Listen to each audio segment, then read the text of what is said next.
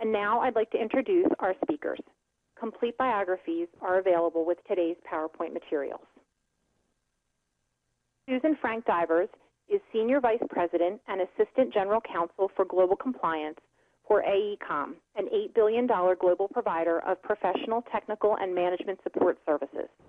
In this position, Ms. Frank-Divers advises and leads the company's ethics and compliance program and serves as the executive sponsor of AECOM Global Women's Council.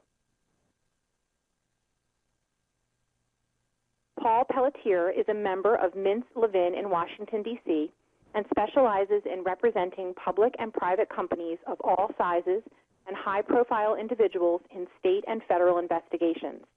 He defends and resolves large, multifaceted federal and state investigations arising under criminal and civil statutes, barring, among other things, international bribery, accounting fraud, or the submission of false claims and the provision of remuneration to induce referrals. Christopher Grippa is a managing director at Alvarez and Marsal.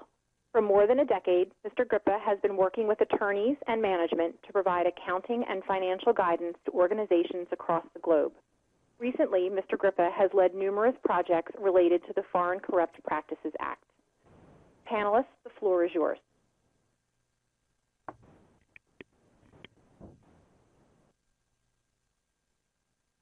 Kathleen, thanks. It's Susan Frank, and I'm delighted to have the opportunity to present today. I think it's appropriate to start the panel off on the macro level. And by that I mean, what is the best way to ensure that you have good FCPA compliance and that you're dealing with red flags? And I firmly believe the best way to have good FCPA compliance as well as good anti-money laundering or any other area is to have a very effective ethics and compliance program. At AECOM, we've been very lucky in that we're now up to 6 awards in 4 years for our program. So we hope we're on the right track. And what I'd like to do is give everybody an overview of that program and some of the things we've done. Before I start that, I think it's worth noting that 5 years ago, or maybe even 10, a good compliance program was one that had the 3 major elements under the U.S. sentencing guidelines. You had to have policies, you had to have training, and you had to have audit. And that was pretty much that. But as this area of ethics and compliance has really gained prominence, and as ethics and compliance professionals like myself have spent a lot of time benchmarking amongst ourselves and working with organizations to really highlight the question of what is an effective program, I think that's really changed. It's not enough to just have those elements. You really have to show that you can walk the walk as well as talk the talk. So with that, let me start getting into what we've done and what's worked for our global workforce. Kathleen briefly mentioned that we're a large $8 billion company. We are in more than 100 countries. Most of our workforce is outside the United States, and many of that workforce are design professionals, and English isn't their first language. So with that, let's take a look at what we've done to try to meet those challenges and some of the reasons why our program has garnered recognition. You can see that our mission is up on the screen along with some of the pictures of some of our projects. One of the things that's really key for us is to promote a workplace in which everyone is encouraged and expected to do the right thing. And that really means having respect for everybody, including our shareholders, because we're a publicly traded company. And that's why laws such as the FCPA apply worldwide to our operations. We have a mission as part of our company's basic charter which is to enhance and sustain the built, natural, and social environments in which we operate. And for us, in the Ethics and Compliance program, we really see our efforts as being consistent with sustaining the social environments in which we work. We work on a lot of major infrastructure programs, and if we don't conduct those programs according to the highest ethical standards, bridges can collapse, clean water systems can fail, the Second Avenue subway may not be built correctly, the World Trade Center, all of which are our projects, may not be done right. So it's something that we see as part of our core mission. And as part of that, as you can see on that slide, we provide training, guidance, support, and awareness to our employees consistent with our core values, which if you want to see those, they're on our external website along with our code of conduct. The second bullet there, communicating those values and tools effectively, sounds simple, but it's really a very challenging area, and it's one in which we spend an enormous amount of time and effort working across the company to ensure that people really understand what our policies and procedures are and the challenges we face. And then I'll touch on the fact that we have a very active sustainability and corporate social responsibility program, because I don't think you can separate those out from having an active and effective ethics and compliance program. So we'll start at the top. This is our CEO, John Dionisio, and it's one of the many statements he's made to support ethics. In fact, one of the many nice things about our company is that if we need a statement of support from the CEO, and we get them fairly frequently for different purposes, it's easy. It's not hard. It's not a long, protracted process.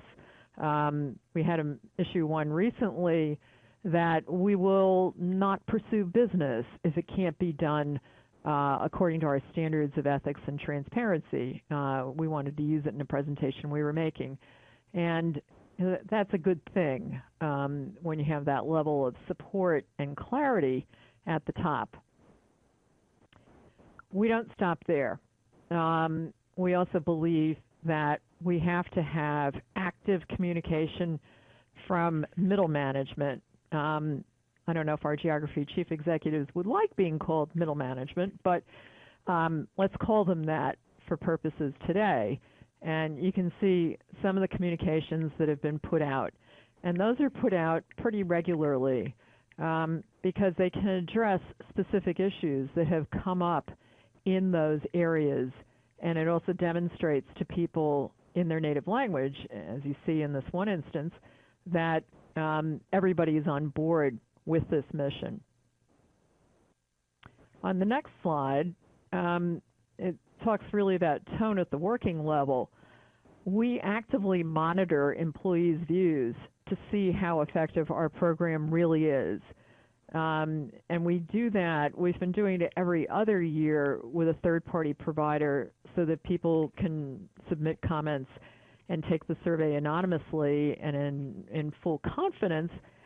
We've now moved to yearly, and actually I'm pleased to say that we just got our numbers in from last year, and they're even better, and I'll talk about that in a minute. But if you look at the survey we did in 2012, we had an extremely high participation rate. 82.2% of our global staff participated, and that indicates that people are very engaged. 69% said that ethics and compliance is a major strength, and 82% believe that we operate with integrity in dealing with clients, vendors, and suppliers. That doesn't mean that we become complacent or we take that at face value, but it is a sign that we're reaching people. And this year, we had an even higher engagement rate. We were close to 90%. And of the top 3 reasons people stay at our company, ethics and compliance is one. And that's really good from the point of view of what we're trying to do with the program. So, hi, Susan. This is Chris Grippa with Alvarez and Marsal, and what you just mentioned around AECOM is really a great example. And I was wondering if I'll provide a few insights about what I'm seeing here and why I think it's really amazing. But also, I have a question for you that I'll follow up with. sure. So, what I really like about that previous slide is that the employees are actively participating in the process. I mean, the results of the survey are great, but their participation, I think that's critical because it's part of the learning process of the employees.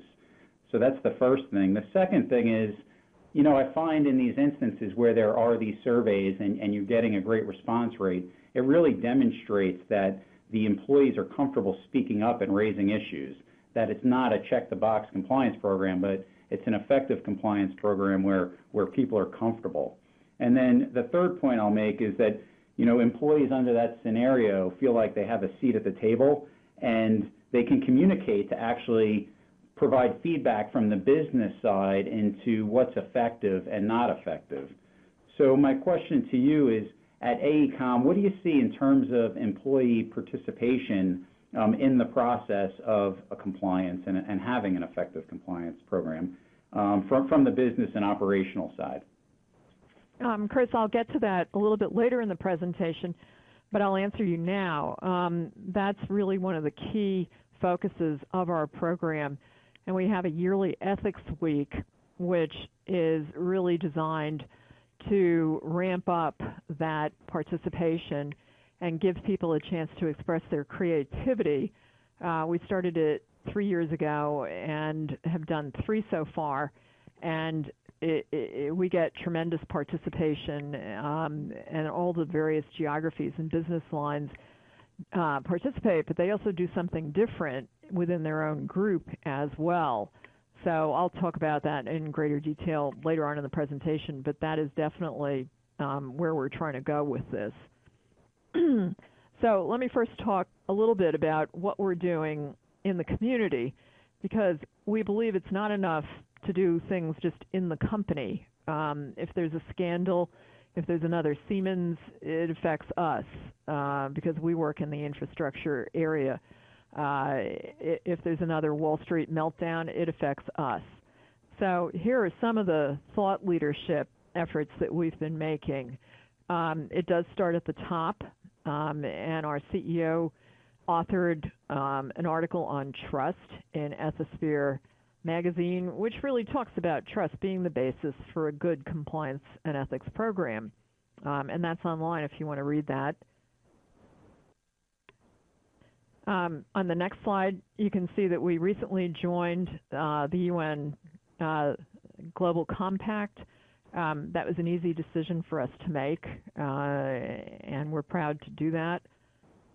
On the next slide, you'll see that every year now, we've sponsored a best practices in ethics communication workshop along with Ethisphere Institute and General Electric.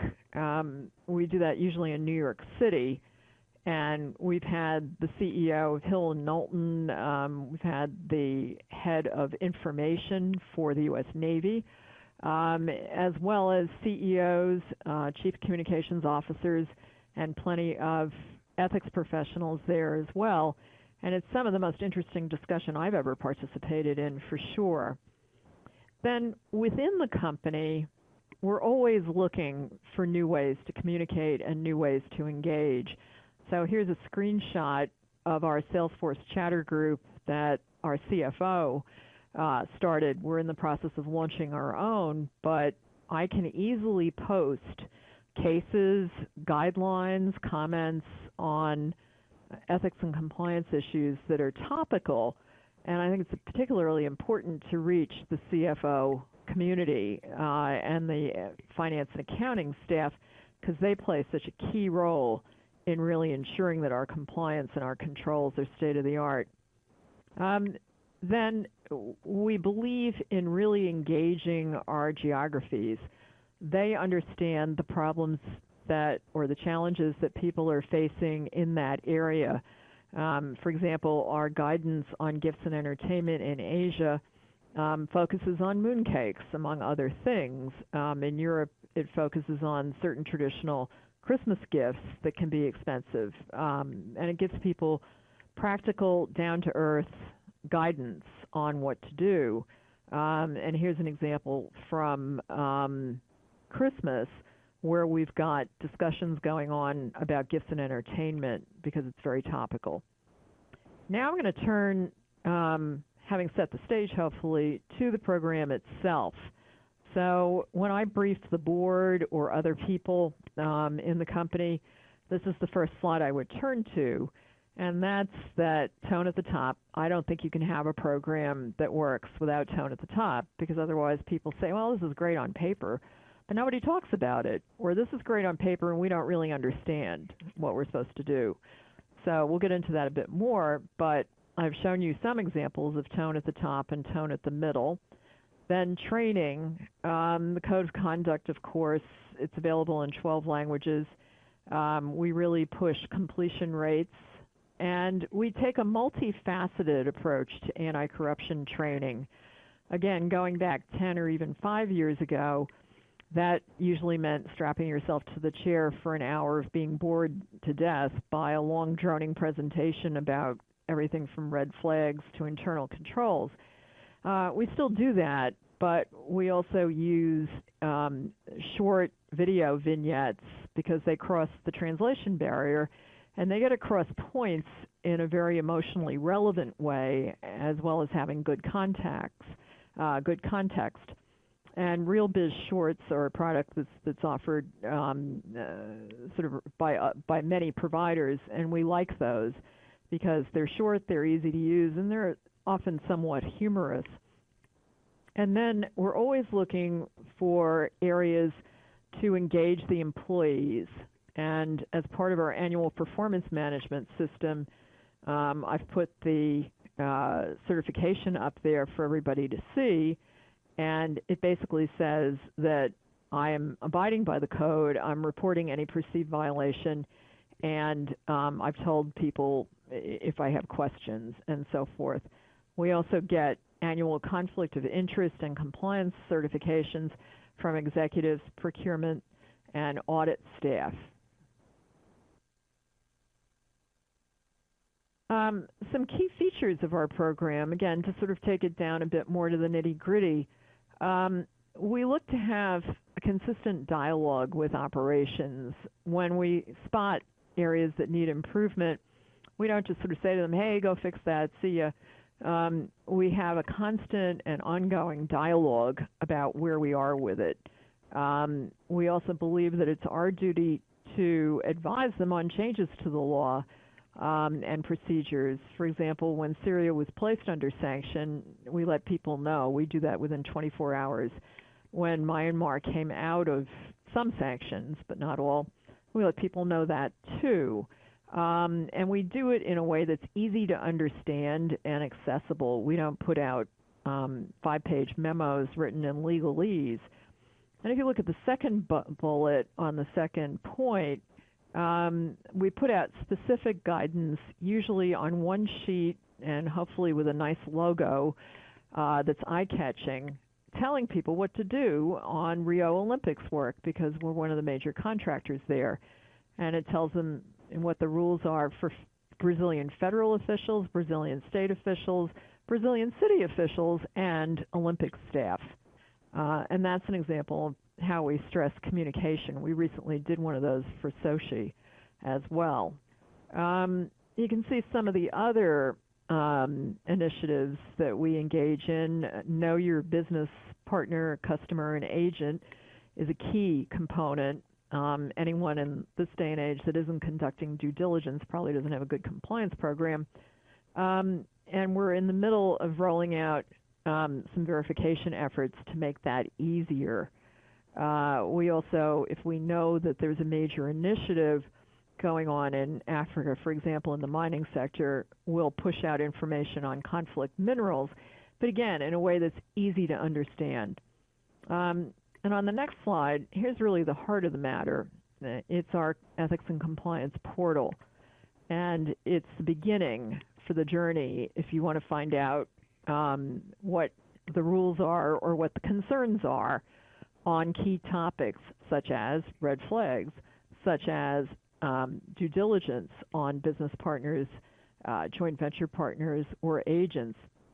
It contains information on boycott. It contains information on sanctions. We recently put up a 1.5-pager on preventing fraud.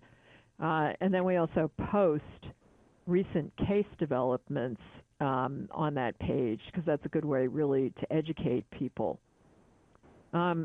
Chris asked how we engage the employee. Our focus is increasingly on the employee, and our theme is it's up to you. And that's because there is a tendency, particularly in historic programs, to do check the box. Okay, I did my ethics training for this year, I'm done. But that's not how we see it in AECOM. And we have, by the way, a very strong, constant messaging that retaliation isn't tolerated. So if you see something, say something. But we're also moving towards a values-based program that isn't simply based on you must do this. It's in everybody's interest if we do it this way. On the next slide, one of the key features of our program, and one of the ones apparently that helps us win awards, is that we have an extremely close working relationship with audit and risk and controls. The head of our audit department is excellent, and he and I talk several times a week. And we do proactive reviews if we see a pattern emerging, for example, on petty cash handling or on vendor payments. And we make sure that the results of those reviews are communicated across the company. And you can see we've had really pretty tremendous coverage. That was a major initiative that was launched over the last couple of years, and that's in addition to sort of regular and normal audits. But we find that audit is really a major way of driving change and also driving compliance and helping to educate people. So, Chris, here's your section. How do we engage the company? One of the first ways we do that, as I mentioned, is that we have Ethics Week. And that's a multi-pronged program. I was at another company for a couple of years that did an Ethics Day, and nobody really knew about it, but we make it a little hard to miss at AECOM. We started off in our company newsletter. We then go to messages from the CEO, messages from the geography CEOs, and then a whole series of events. We look for something every day on Ethics Week. One of the things we did that was wildly successful was 2 years ago we sponsored a global competition for 1-minute ethics videos. And it was open to anybody. You could shoot it off your iPhone. We said the technical data wasn't the technical quality, wasn't the main point. And we got just a terrific response. And we used those videos for training, and we gave out some awards as a result. And interestingly, a lot of them concerned FCPA compliance. But you can see from this how we really have a whole approach to how we do Ethics Week. We have a thought leadership podcast that we always do. We do leadership focus pieces, and then we report, in this instance, on who won the videos, and we showed them to the whole company. Here's an example of the CEO's memo on Ethics Week, which he does every year, and it's a chance to stress key messages that we want to get across. So I mentioned at the outset that one of our unique, I think, features at AECOM, although hopefully it's not unique and other companies are doing it as well, is that we see ethics and compliance as part of sustainability and corporate social responsibility. So we really don't talk about it without talking about that as well. And our Engineers Without Borders program is very popular. and young engineers or old engineers are encouraged and supported to go work on infrastructure programs that couldn't otherwise be afforded by people in those countries. And it's a win-win both for the people receiving and also the people doing it. Sustainability is very important to us.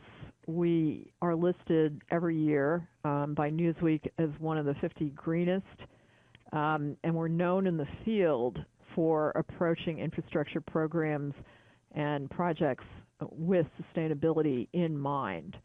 And these are just a few of the things that we've done. There's a slide that I normally have, which I, for some reason, didn't get in this presentation, that shows that we work on 10 of the world's biggest infrastructure programs. I think we work on the top 8, but the company does a lot of work on major projects. We also pride ourselves on being environmental stewards for the world and focusing on sustainability. And when this new slide comes up, we, as I mentioned at the outset, we've been lucky enough to win awards. We're actually missing a logo up there because we were just notified that we won World's Most Ethical for the 4th year in a row. So there actually should be 4 logos in there, and we've won 2 other awards. And although that can seem sort of self-serving, it actually helps our employees recognize that ethics and compliance is a key component of our brand, and it really helps us win work. It helps build confidence and trust with our clients, with the people that regulate us, and with the communities in which we work. So with that, let me turn it over. I can take any questions now if anybody has them, but if not, I think it's Paul who's next. I actually think Chris is next. Oh, sorry, it's Chris. Oh, no problem, Susan, and thanks so much for that. That's a great example of an award-winning program. And, you know, as I look back at some of your comments and illustrations you showed, there are a couple of thoughts that came to mind to me before I jump to my slides. One of them is, you know, that portal. I mean, I could just think about the capability of having an ethics and compliance portal like that, but also the underlying information and documentation that you can capture. For example, with a portal like that, where you have links to the code of conduct, you can tell how many visits your employees and third-party intermediaries and others have had to click on that and document that. And if you're ever questioned, that's great documentation to have to present to the government. And then the other slide that I really loved was the one that had the picture of the iPhone, because as we all know, with Twitter and Salesforce.com and all the different ways that we communicate out there, you know, that picture brought to mind the new apps that are out there. There are some really neat and fun apps around compliance that, you know, really solicit and bring in participation from employees. So I just thought that those were some fantastic illustrations, so thank you. So moving on to my slides, you know, my background is within A&M. I serve a vast portfolio of clients, and so those clients vary in their level of maturity as it relates to their compliance program. So when I think about compliance programs as it relates to anti-corruption, I think of it as 4 stages of maturity. So, you know, most companies, and I should mention at the beginning that not all companies should have the world's best compliance program if there's no risk. The compliance program should be proportional to the risks that they have, and I'll get into risk assessments in a little bit. But policy and procedure design, most organizations develop policies and procedures, you know, code of conduct that says thou shalt not, policies and procedures that hopefully have some specifics that can be tested against. And then the next stage is training and awareness. And what I find is sometimes, not that many, but there are a few clients that stop there. So they stop at training and awareness, and they trust that their people are going to do the right thing. And that can be problematic, and the government sees it that way as well. you really need to design and implement internal controls as well as monitoring and testing of those controls. It's fundamental to an effective compliance program. In terms of, the implementation of an effective compliance program, I like the concept of benchmarking. Always being honest in terms of a self-reflection on how you're doing. And there's some great new materials out there that have come out. I shouldn't even say new because it's been about a year and a half. But the DOJ and SEC put out the FCPA Resource Guide. And, this is an example where they're explicitly setting expectations of what you should be doing as an organization.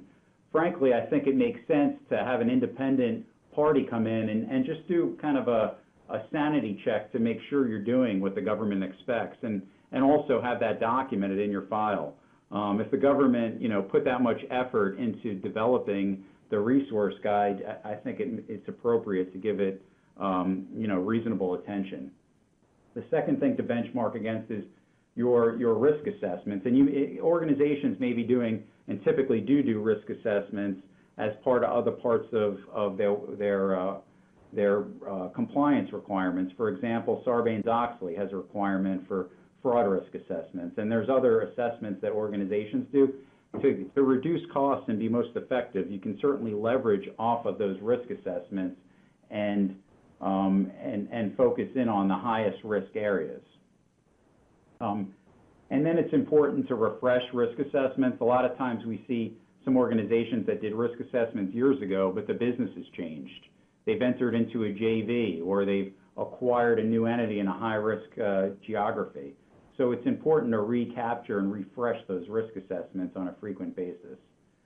And then in terms of what the output of this work is really prioritization. You want to identify those risks that are the most significant and have the largest impact, so that if there were an event, that those events that have the highest probability and the biggest impact are addressed first. And you can't set the expectation that you're going to address every risk because you'll bankrupt the company. You don't want your compliance tail wagging the operational dog. You want the operations to occur first and compliance to be a very important part of that and closely knit together with your operations.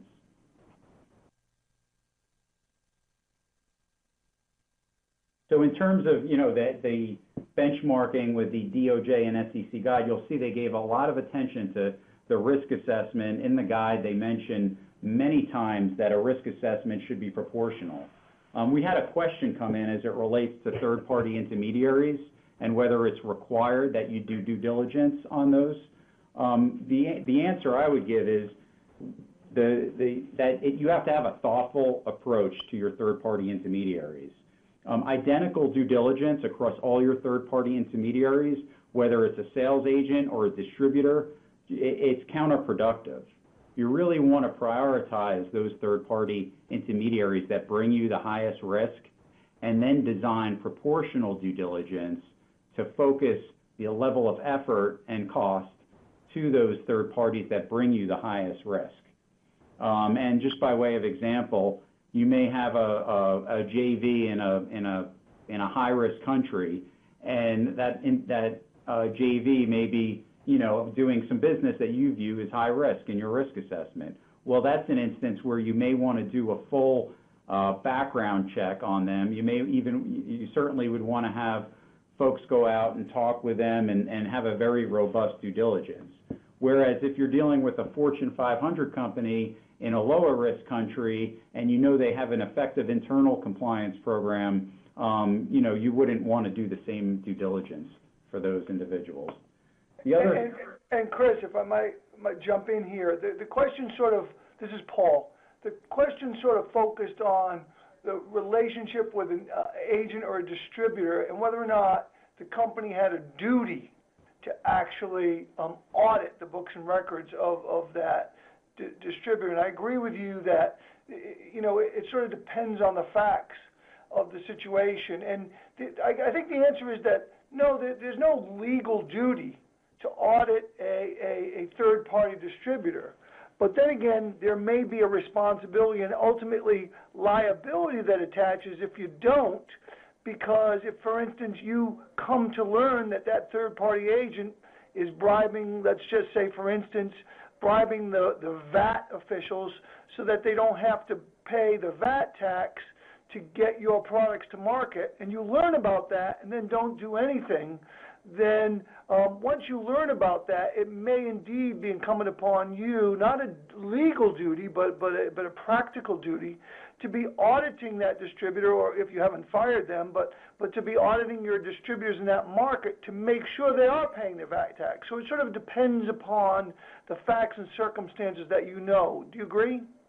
Absolutely. That makes perfect sense, and that's why I think a prioritization approach, which I'll get into a little later, makes more sense than a sampling approach. And this is coming from the accounting side of the world, because in a prioritization approach, the level of effort and investigative work or due diligence is more commensurate with your duty or obligation from a legal perspective. And that's why, attorneys and accountants work so well together on evaluating these types of third parties and bucketing them and prioritizing them in the appropriate way. So one, you're doing the right thing and fulfilling your duty, but two, you're not wasting cost and effort on those third party intermediaries that don't bring risk to the organization. So in terms of other things to think about as you're evaluating the risk for your company's products or services, product differentiation. I mean, when I think about this, sometimes I think, you have certain types of products out there where, that maybe the product's not very differentiated from their competitors. Maybe it's more of a commodity product, and that really puts pressure on the sales force to differentiate. And there's product differentiation, which they can, do their best to try and identify what makes their product different. But if it's truly a commodity type product, it can create an environment where there's pressure on the sales reps to pay bribes to get the business because they can't differentiate enough from a customer perspective. Obviously, there's been a lot in the news as it relates to distribution, customs, permits, and licensing related to getting things moving, throughout jurisdictions that are high risk, and, endless stories of in certain parts of the world where, the customs agents are putting their hand out for bribes. So moving on to the next slide here, how prone is the company to the industry? So as part of your risk assessment, you also have to focus heavily on your industry.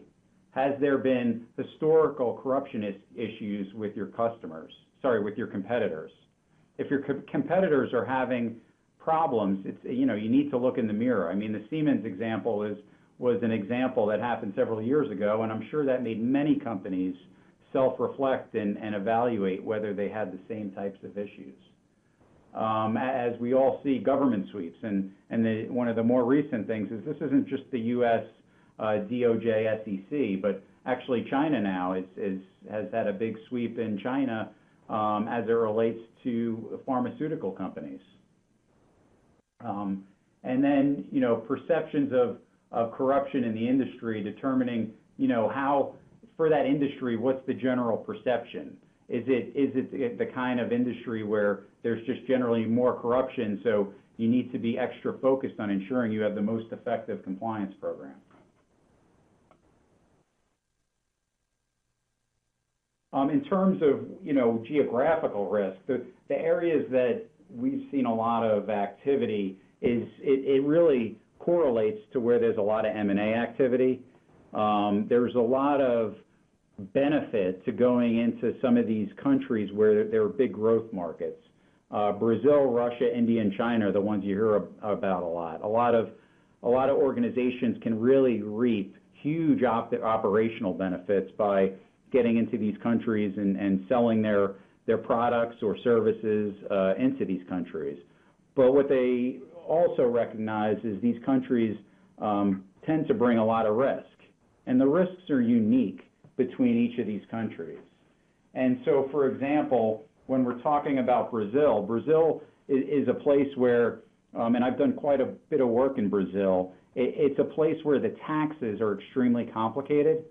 So if you're going into Brazil, you really would want to look at, how you're interacting and who's interacting with the tax authority, because as the taxes get more and more complicated, and the auditors come in from the government, from the Brazilian government, tends to be, and there could be an instance where there's pressure to get that audit settled.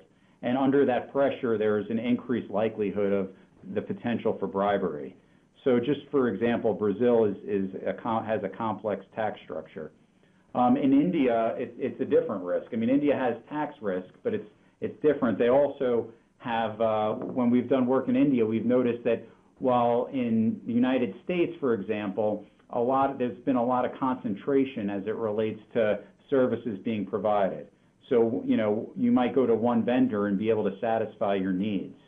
In India, you tend to have hundreds or thousands of many small vendors, and these vendors tend to be mom and pop type vendors, so doing due diligence on them is a challenge. The information tends to be somewhat limited.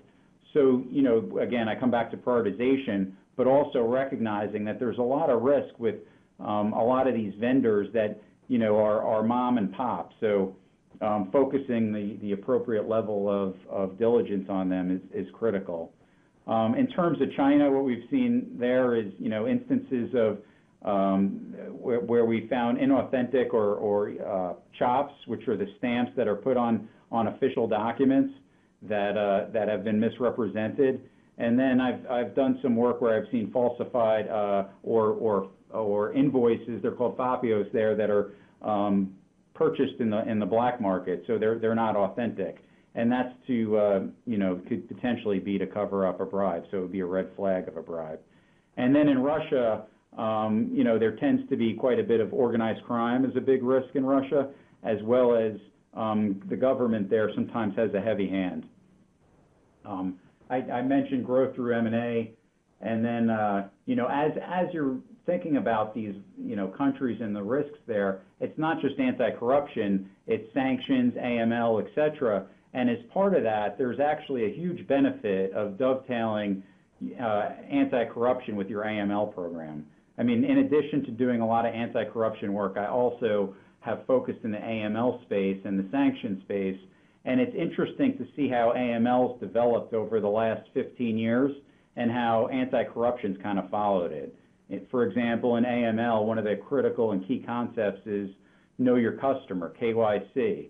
And, customer vetting and vendor vetting is very similar to the AML concept of KYC. And what we're seeing from a technological perspective is that the software has been following and the technology has been improving to facilitate the analysis.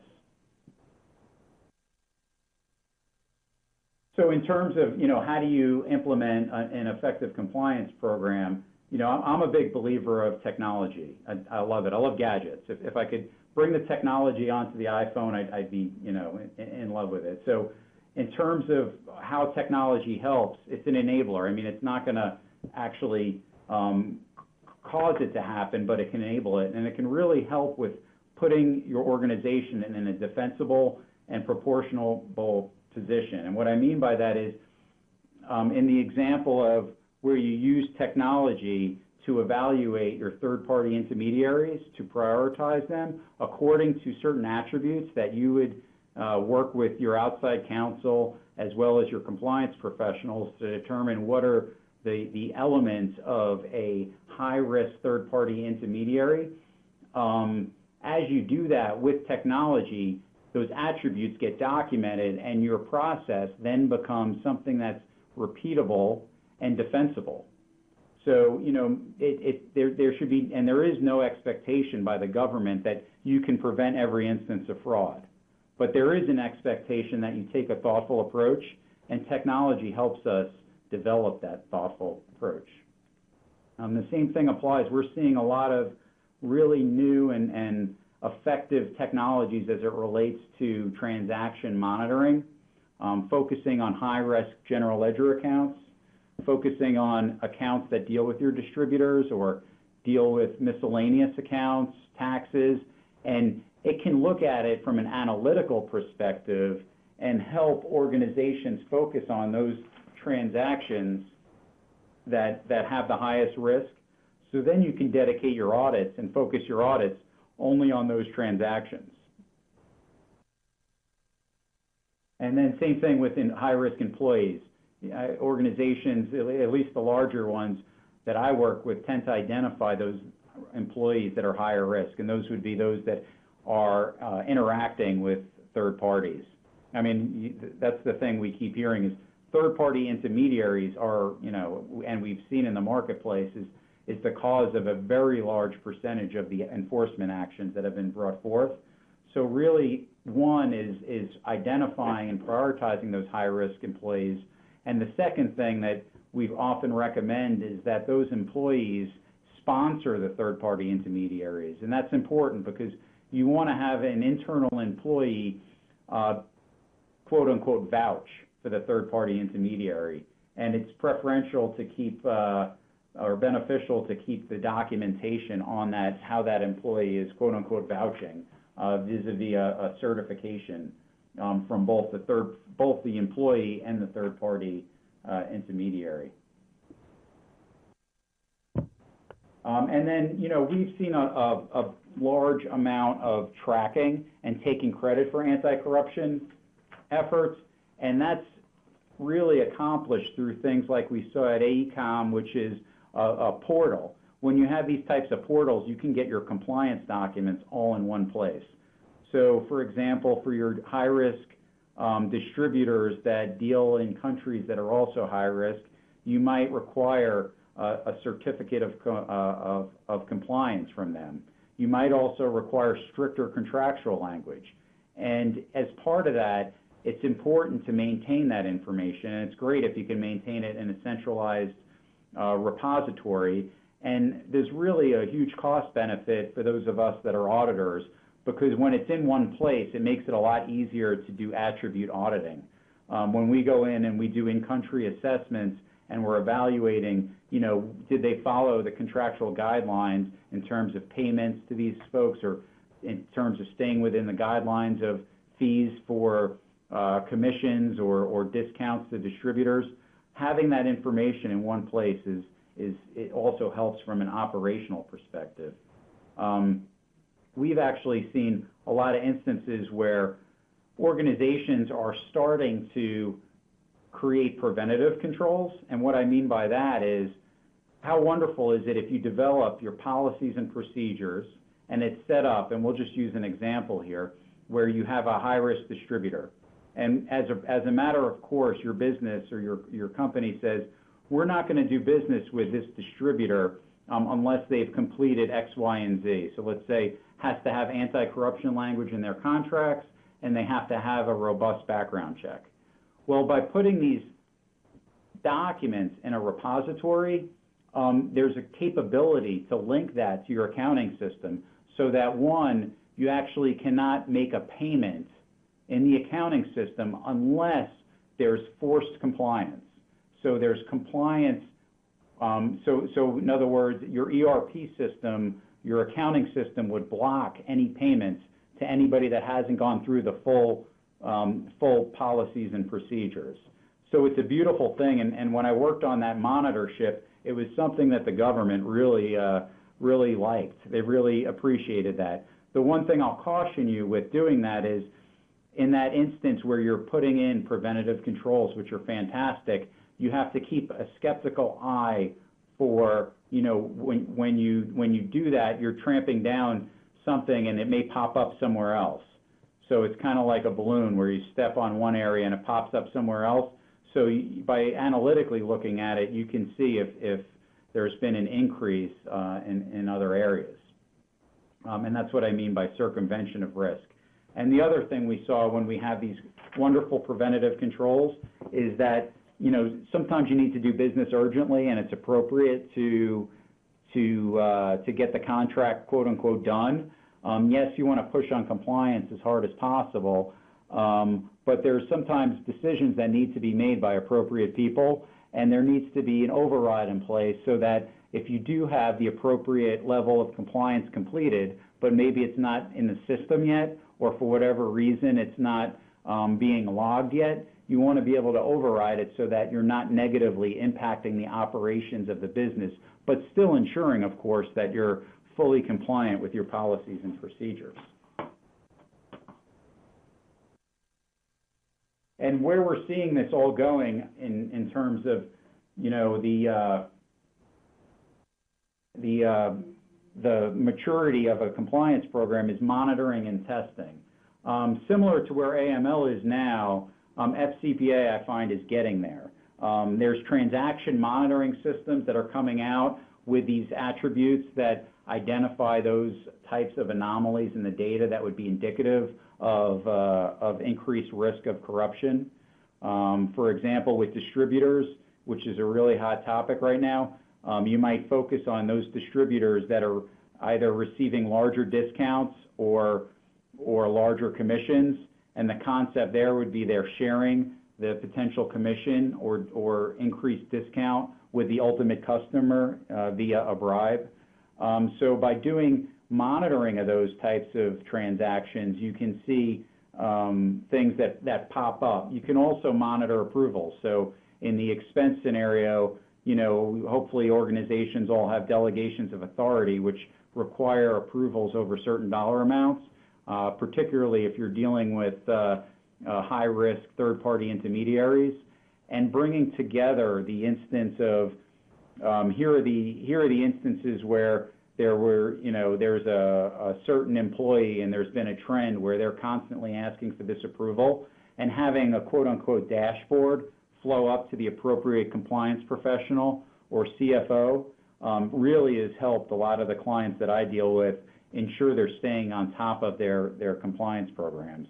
And then real-time alerts. I mean, this is something that's happening more and more, so that if somebody, you know, puts in a request for an entertainment with a politically exposed person, that immediately bubbles up and gets alerted prior to the transaction occurring. I mean, it's great to identify it after the fact, but if you can prevent it on the front end, that's obviously even better. So in terms of testing, you know, when you have your program in place and you have your policies and procedures designed, it's important, and frankly, the government expects you to monitor and test your program. So you should test against specific attributes. So as you're designing your policies and procedures, they should be specific enough that organizations can test against them. And this demonstrates to the government that it's not a check-the-box compliance program. And the other thing I'll say is I've had some companies out there that come back to me and say, well, we never have any exceptions because we're perfect. And the reality is no company's perfect, no individual's perfect. Really what you're looking for is you would expect to have findings, and it's a continuous improvement process. So when you're doing a compliance program and doing an audit, really you expect to find findings, and it's important that there's a change management system in place so that when you have those findings, that it feeds back into the operations so that the procedures can change and constantly improve. A finding isn't necessarily a bad thing. It can actually frequently be a good thing because it's an opportunity for organizations to continue to improve. Anytime. And now I'd actually like to turn it over to Paul, and Paul's going to dive down into the red flags as it relates to anti-corruption. Thank you very much, Chris, and thank you, Susan, for sort of transitioning us to from a company that obviously has their ethics game in order to what the process is for bringing about effective due diligence and effective monitoring of benchmarks.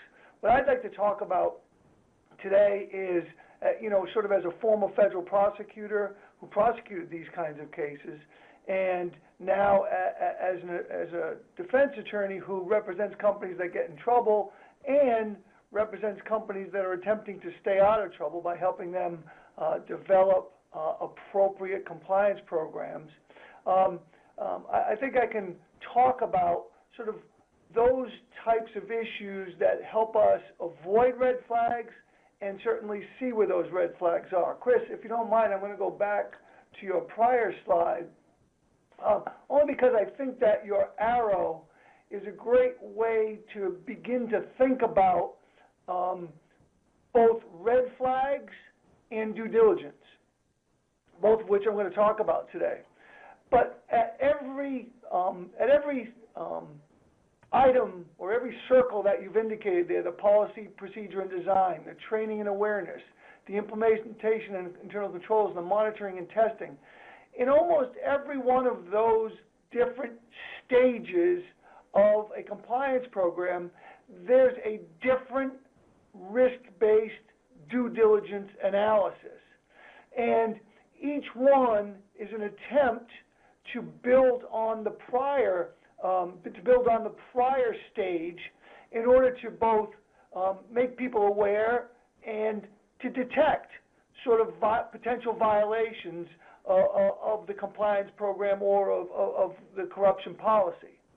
And as we go along that continuum, depending upon how much is missed by the company at each and every level because of some failure, sort of the problem becomes bigger and bigger at each stage, particularly if it's not caught.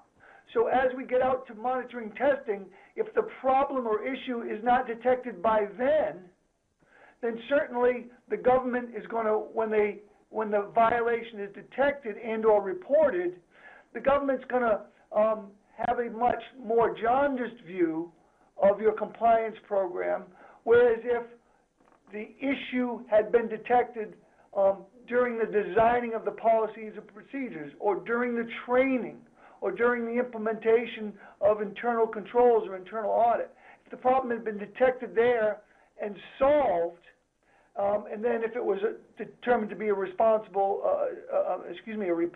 incident, I think during each and every one of those stages, if your program is designed appropriately and the problem is observed, detected, and remediated, then you're much better off in ultimately bringing that matter to the attention of the government if that's what you're going to do, because then you can tell the government that because you've designed your program appropriately, the problem was detected and remediated appropriately.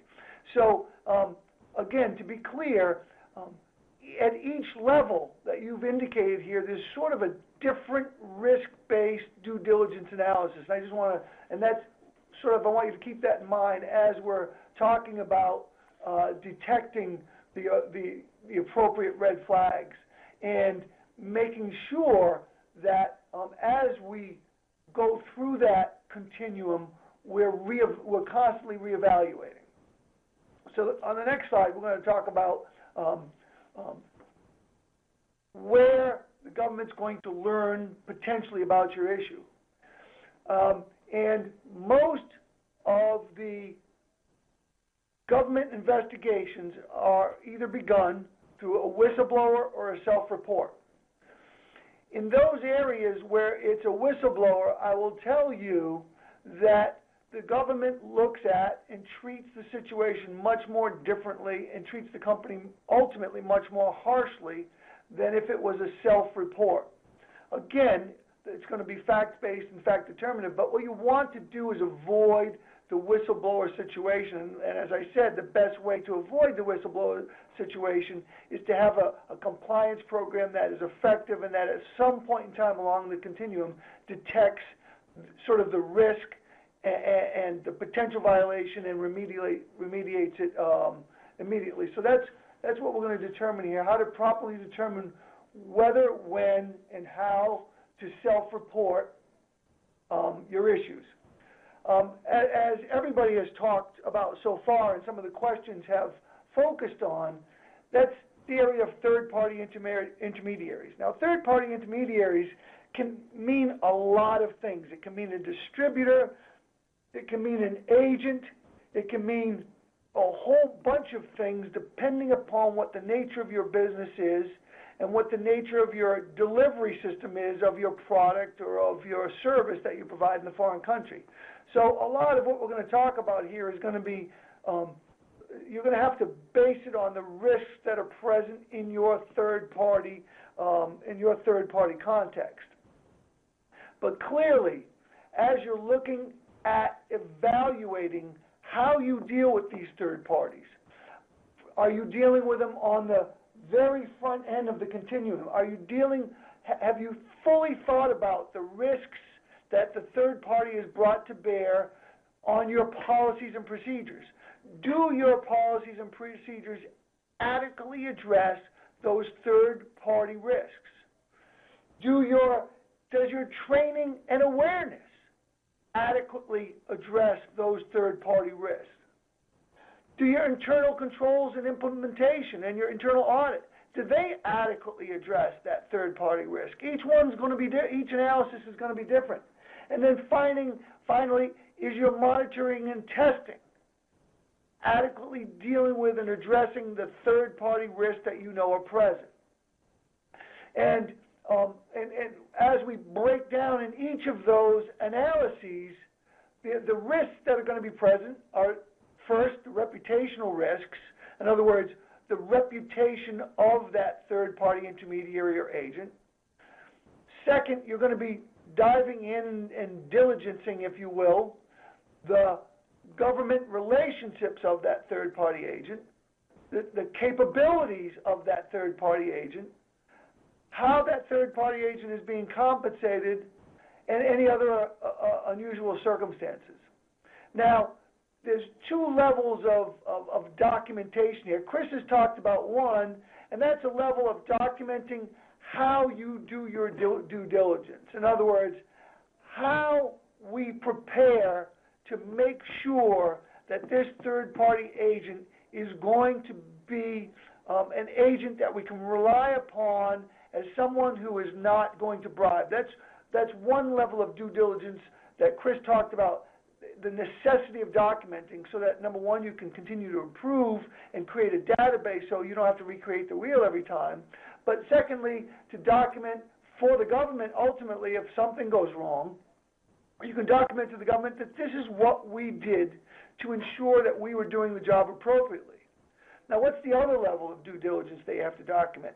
If, in fact, you find a violation and attempt to cure or remediate that violation, the government's going to want to know the type of due diligence that you did to cure and remediate that violation. So that's another area that you're going to have to document. And too frequently, both on the government side and now on the company side, it is very clear that the company paid more attention to remediating than documenting the remediation. And then it becomes very difficult at that stage to convince the government that you did everything you needed to do in order to fix the problem so it won't occur again. So how do you address the reputational risk? As Chris talked about, it depends sort of on what, it may depend on what country you're in and what country you're operating in and how third-party intermediaries work in that country. Are you working with a government agency through a finder, for instance, who is getting compensated just because he finds a government agency that will use your product and put your product in service? Is that the type of agent are you using? Or are you using a distributor in that country? Because the risk present in each of those situations is going to be entirely different. And the first place to look, obviously, is the Transparency International Index if you have any question about what the country's risk profile is for corruption. Then the next step you're going to be looking at when you're looking at that particular agent or third-party intermediary is their history within that country. And there's all kinds of methods, of course, that you can use to find out what their history is in that country. The fourth thing you're going to do is you're going to see what the business, and the word I use here is establishment is. How long have they been in business? Did they just start today? And what are they doing for you? Do they have bricks and mortar? Do they need bricks and mortar to do what they say they're doing for you? And then what is their actual capacity to do what they're saying they can do for you? You're going to have to analyze that at some point in time. Do they have the capacity, and have you due diligenced that capacity to see if they can actually do what they say they're physically going to do for you to earn the fees that, or the compensation that you're going to pay them? And then finally, when you're looking at their reputation, have you been able to verify and document that, in fact, there is an appropriate business structure and business development, and can they actually do what they say they're going to do, and have they done it before? These are all steps that you're going to be taking in due diligence and documenting before you hire and bring on board that particular agent or third-party intermediary. What else are you going to look at? You're going to look at their relationships to governmental entities. You're all very familiar with some of the cases in China as they've been reported with respect to J.P. Morgan, the Friends and Family program that financial institutions are allegedly engaged in China. What it appears both the Chinese government and the U.S. government are looking at is, why are you hiring this official, or the son of the government official, or the daughter or cousin of the government official? Why are you hiring them to be a part of your company? What are they doing for your company? Are they what is the relationship to the government official? What else are they looking at?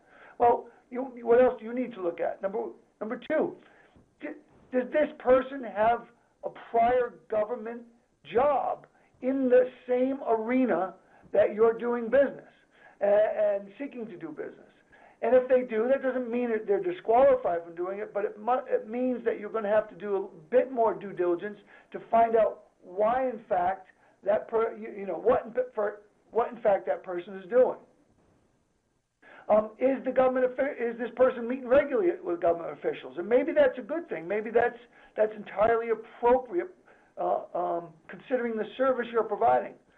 But in most instances, if they are meeting with government officials, you want to ask, are you doing it alone? Are you being transparent about what business is being transacted with the government officials, and is it normal and ordinary? And I'm going to jump down to the last bullet point here.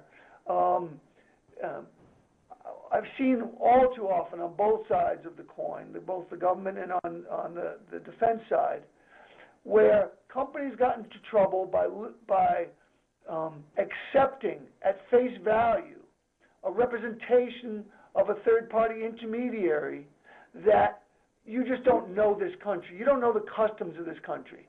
It's perfectly appropriate for me to meet directly with these government officials and discuss business without any witnesses.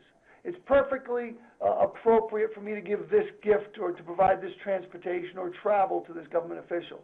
And then there's no follow-up to that because the person harangues his supervisors or compliance officials by saying, you just don't understand this company, this country, this is customary in this country. So again, those are the types of due diligence that you're going to have to do. It's all common sense, but it's all the type of due diligence you're going to have to do when evaluating the government relationships of third-party intermediaries.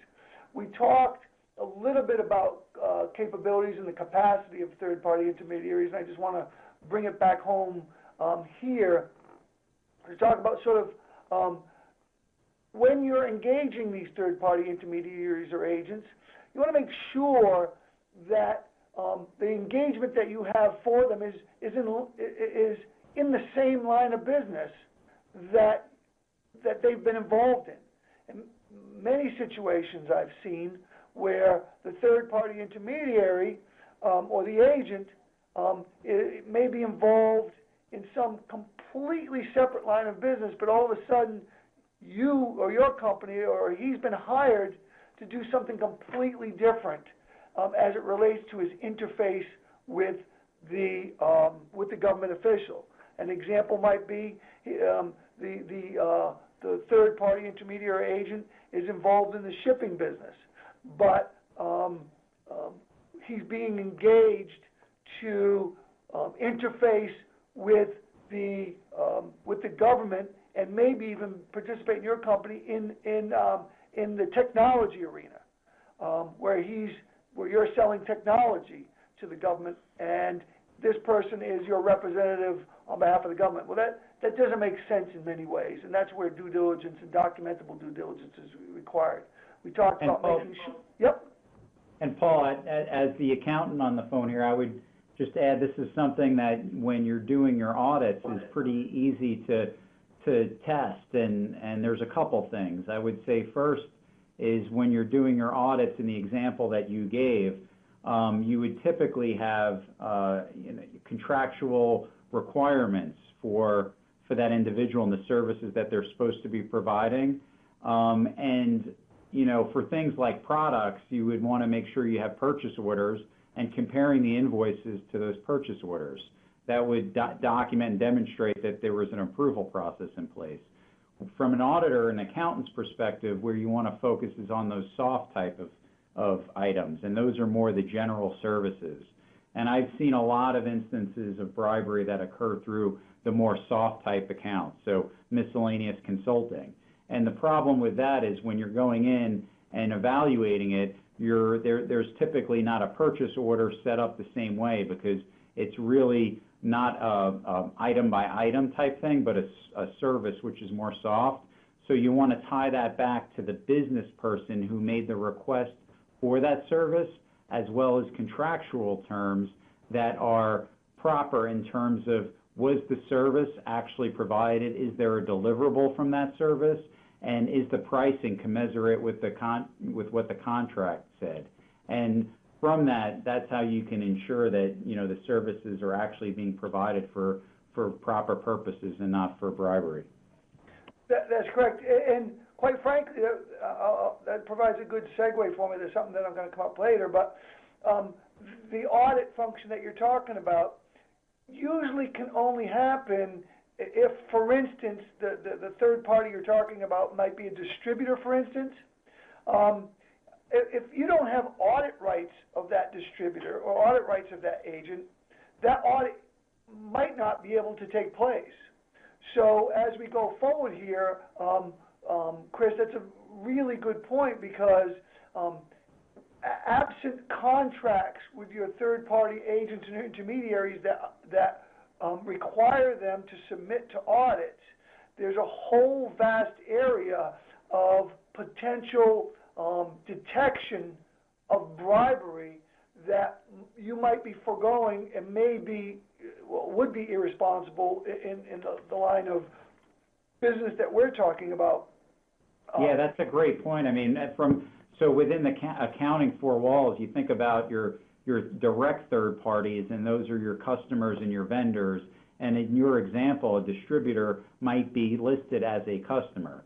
So you can directly get to them, but ultimately you want to be able to have audit rights with that distributor to get to the end user or the end customer and have knowledge of who that individual is and the pricing there.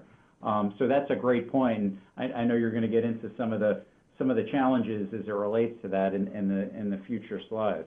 Yeah, and to bring back that question that we discussed earlier about the obligations or the duties, again, while we talked about it's not a legal duty, but you may have a responsibility, or certainly government is going to believe that you have a responsibility if, in fact, a situation presents itself that you ought to be auditing your distributors, and either you have not placed sufficient a legal framework in order to do that, or you had a legal framework to do it and you chose not to do it, or maybe not even chose not to do it, just failed to do it. So those are all, of course, great points to think about when we're in the first couple of phases, the policy and procedure design. As you're designing your policy, as you're designing your contractual obligations and determining what needs to be put in certain contracts and not put in contracts with your third-party distributors or agents. These areas that we're going to talk about when we're talking about third-party intermediaries, how you're compensating them.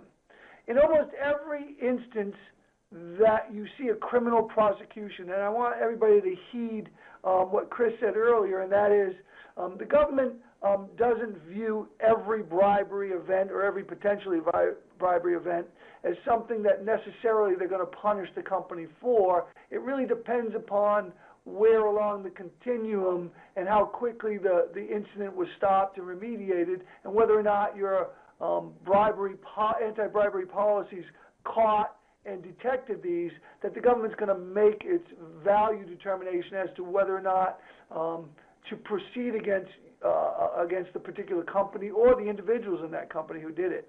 And when you look at all of the instances where the government has in fact prosecuted through a DPA or an MPA or an actual prosecution of companies, you'll see that in almost, I would say, 75% of the incidents, it's a third-party intermediary involved, and in almost each and every one of those instances, the payments or the compensation to the third-party intermediary is completely out of whack with what's normal, and either the company's compliance program didn't detect it, their monitoring program didn't detect it, or it was fully sanctioned by the company. So either way, the company's going to pay a heavy price for those. So again, you're going to be analyzing and doing your due diligence on all types of remuneration. And as Chris talked about in terms of from an audit function, are you making sure that your payments to the agents are properly invoiced? Are the payments going to the agent himself? Are the payments going to the agent's company, which is probably the most appropriate way to do it? Are you paying the agent cash? Is the agent telling you, oh, I know this isn't called for in the contract we have together, but this is urgent. We have to do this right now to get this deal done.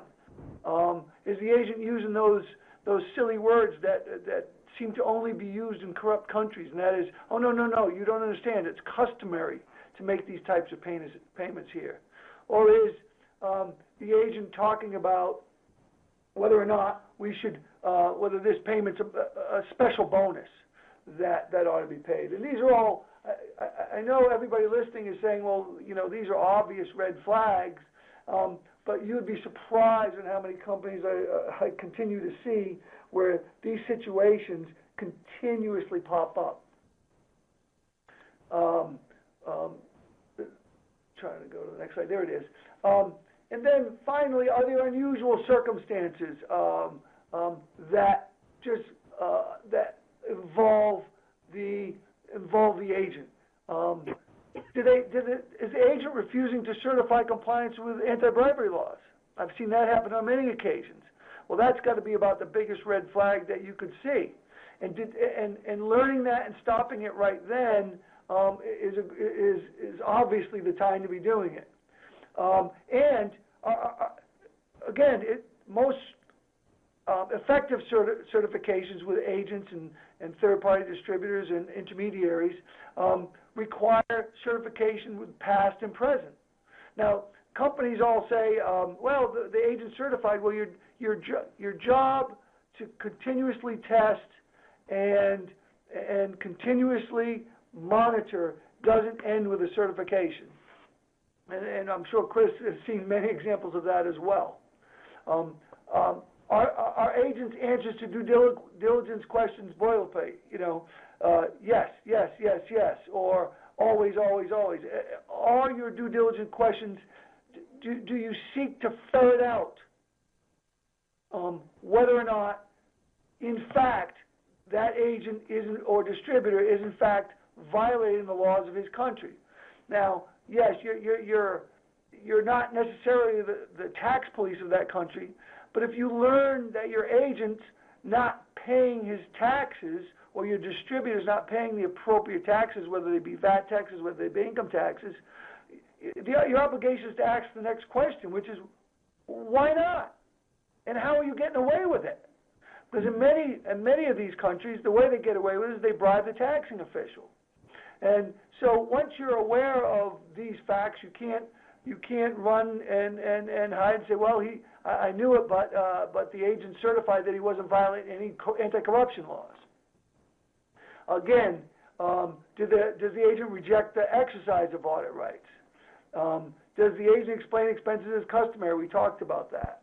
And then when you detect or ask about unusual relationships with a government official, do the answers that the agent gives you attempt to legitimize what you would think to be a strange or an improper relationship with that government official?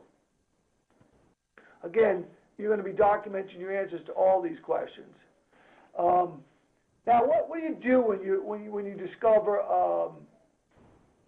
when you actually discover some of these corruption issues? Well, the first question I ask is, what does your compliance program say about that? What if it's your lead sales agent or your sales VP in X country that detects something that appears to him or her to be a bribery scheme or a potential bribery scheme? Does your compliance program and your training tell him or her exactly what to do next? How to report it up the chain? Because the worst thing that can happen, in many instances it happens a lot, when that person tries to deal with it, thinks they've dealt with it, hadn't dealt with it appropriately, haven't brought it to the attention of the right compliance professionals, and the situation just becomes exacerbated because of that. And that gets us to the next bullet point, where who's evaluating the scope of the problem? Is it the VP in that foreign country that is being allowed to evaluate the scope of the problem, or are the compliance professionals, as set forth in the manuals and in the training, are they the ones who are looking at the problem, analyzing, and determining how to deal with it? And again, who's evaluating the remedy? The remedy, this is what we found out. Now what are we going to do? We found an actual bribery or potentially bribery. What are we going to do? We're going to start firing people? Are we going to pay back the money? What's the remediation process once a bribery issue is detected? That should all be set forth in the company's policies and procedures, and the right people and the notification and reporting has to be set forth therein as well. The next slide. Most important thing, has it been stopped? Has there been a determination made whether it's isolated or a much broader problem? How should it be investigated? Should it be investigated by our internal legal department, our internal compliance department, by an outside auditor, by an outside legal department, by an inside legal department? All those questions have to be asked and resolved. How do you fix it? Again, who's doing the investigating is going to be part of the discussion as to how it's going to be resolved. And then finally, is self-reporting required? And is it necessary? Is it legally required, or is it legally necessary? Those are all discussions that are going to have to be had, and the next frame is we're going to talk about that. Do we do an internal or external investigation? Well, that's going to really depend upon the scope of the problem and upon your compliance program's discussions with either the audit committee or the board of directors and their relationship with them. Is it something that's reportable? Is it something that we need an independent investigation? Should this investigation be privileged? And all of those discussions have to be had with people who are professionals, people who have been appointed to do this, and all in conjunction, depending on the nature and scope of the problem, with either the audit committee or the board of directors. And the biggest question I have for you is, can you afford to get it wrong? Can you afford to get it wrong? Most companies that make the wrong decision in this area learn that lesson the hard way. And again, the Walmart case is sort of a perfect example. I mean, we only know what we've read in the papers, but the perfect example of a potential situation where the issue may not have been reported outward in the right way, and from what we've read in the papers, it looks like the problem has been exacerbated. Because why? Because potentially, because the problem wasn't dealt with appropriately first, because the scope wasn't determined appropriately first, because the problem wasn't ring-fenced and remediated as appropriate, and had all that been done, while you still may have had a reportable event or self-reportable event, again, the issues, the dollar cost, and all of that can be completely exponentially changed by making the wrong decision at this point. So that's why there are professionals both within and outside your company that can help guide you in this process. And I think that's the question. I have a question that just came up. It says, have any of you actually audited a distributor? Well, first of all, that's probably not an appropriate question for me because I'm an attorney and we don't participate in audits. But I will tell you this: I have participated in internal investigations where I have told the company that they must audit distributors in particular factual scenarios. Number one, where there were audit rights. Number two, where those audit rights hadn't been exercised. And number three, where there was sufficient indicia of potential corruption surrounding that distributor that an exercise of auditing was the appropriate next step. At least that's my answer, and I don't know if Chris... Yeah, Paul, I'd like to comment as well, and the term audit here is just for clarification for my answer, is not intended to be an AECOM audit, but rather audit with a little a. And yes, I've done audits of distributors. What we're seeing is more and more audit rights as a requirement in the contracts with distributors. However, it's important when you exercise those audit rights that if you're using a third party consultant to help with the audit, that those professionals are very astute and conscious of the business relationship, because that's the risk. You don't want to damage that business relationship as well. So it can be a tricky situation, but if you hire the right professionals to do it, and a lot of times the distributor will prefer a third party because of competitive intelligence and the like, because they may be distributing for others as well. It can work better. But yeah. Go ahead. Yeah, and sorry, go ahead. Well, so yeah, it can be a tricky situation. And then along the lines of audit rights, the other thing I'm seeing a lot of, I do a lot of work for private equity clients, and because private equity is starting to see more and more risk as it relates to their portfolio companies. They have some companies where they have limited access. They may have a minority interest, and they're still exercising some audit rights with that. So it's just important as you go into these various types of audits, again with a little a, that you're conscious of the business relationship and what your role is there in terms of fact finding. And just to finish, I'll give a short answer, which okay. is yes, we have audited, and it was a cooperative thing to resolve some questions, and we used an outside third party. We don't have distributors, so this was not a distributor, but yeah, it actually went surprisingly well. And I understand from the question that, and trust me, as we work with these clients, we understand it's always, as Chris said, a real dicey situation because you're affecting business relationships. And so a lot of it is just discussing and being open about sort of why you're exercising your audit rights, the nature of the audit, and the limitations of the audit to determine, I mean, what we're not talking about here is in most instances, is a full-scale audit of the books and records of the distributor, but what we're talking about conducting an audit in the particular case that I'll mention is to verify that they were in fact paying the VAT taxes because the company had evidence to believe, had information to believe that the distributors were bribing the VAT officials to not pay the VAT taxes. And once they possessed that knowledge, it was incumbent upon them to exercise their audit rights.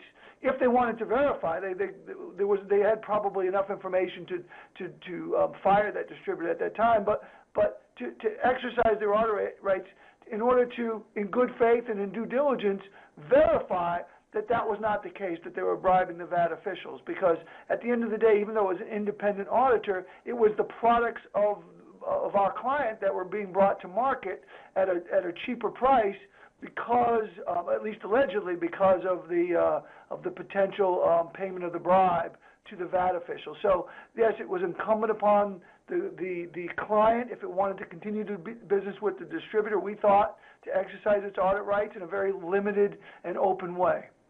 Yeah, and Paul, I'll add to that. I'm also seeing, and I'd be interested to see if you're seeing the same thing, for like exclusive distributors or distributors that have a very close relationship. I'm actually seeing my clients almost bring them into the training and get them more involved in the process of.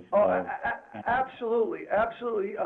Training of the distributors. I mean, a lot of these problems happen when we're talking about countries, Transparency International, high-index countries or low-index countries, depending on what number you're choosing, but countries that have a history of sort of corruption.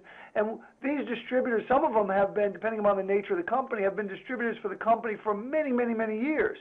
So they have a long-standing relationship. So when we look at your chart of awareness and implementation, the monitoring testing function, sort of because of the trust and the duration of the relationship, sometimes the corruption controls fail. And so it's incumbent upon the companies to get in line with today's world and to make sure that they're constantly testing the processes and their compliance programs with these long-standing distributors and bring them into training. And as a matter of fact, that's how the problem was originally detected, is that they were doing a training with the distributors for the first time. And certain conversation bubbled up, and that's what led to the issue. But yes, we are seeing more and more of it, and bringing distributors into training, which you almost have to do, particularly when they're certifying compliance with anti-corruption laws. You know, to do that in the blind without knowing what the corruption laws are is sort of a situation where the government's may not think you did your appropriate due diligence.